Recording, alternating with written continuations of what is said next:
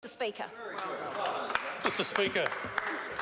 Fletcher Tabuto. Thank you, sir. Earlier in this afternoon's contribution, we had a minister stand up and ask the New Zealand public to judge the national government by their actions. I think it was symptomatic of a government and the MPs who are now in a vicious cycle of self-denial and a belief in their own spin machine, because I want to talk to that. More and more we see, the New Zealand people see, this is a government that will not be defined by their actions, sir, but rather they will be defined by their inaction. This government refuses to make decisions, and by their inaction will we know them, sir. GST on imports distorts and disadvantages the market, especially for our smaller and regional retailers.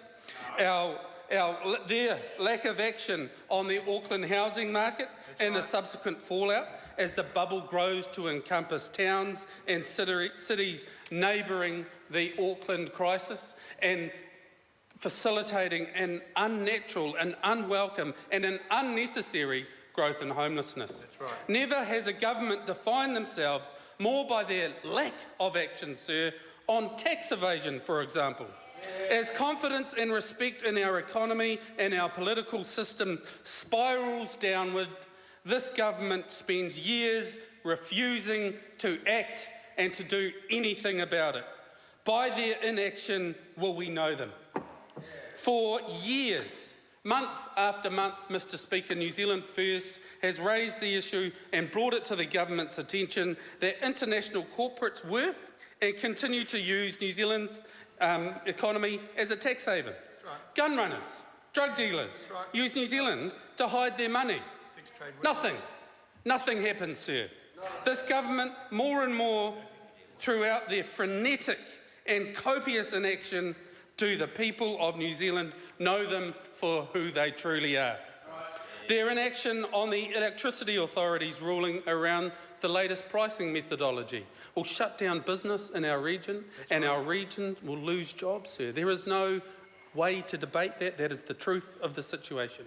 And yesterday, after a police investigation about money laundering being published finally, this government's inaction highlighted, and I note, that this is merely the tip of the visible iceberg on money laundering in New Zealand, because for years and years, New Zealand First has tried to repeatedly to get some action from that government on money laundering in New Zealand.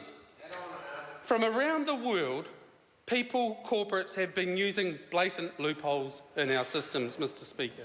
They have been using our law, or lack thereof, in fact, to launder dirty money, representing criminal activity, sir, of all sort and every magnitude.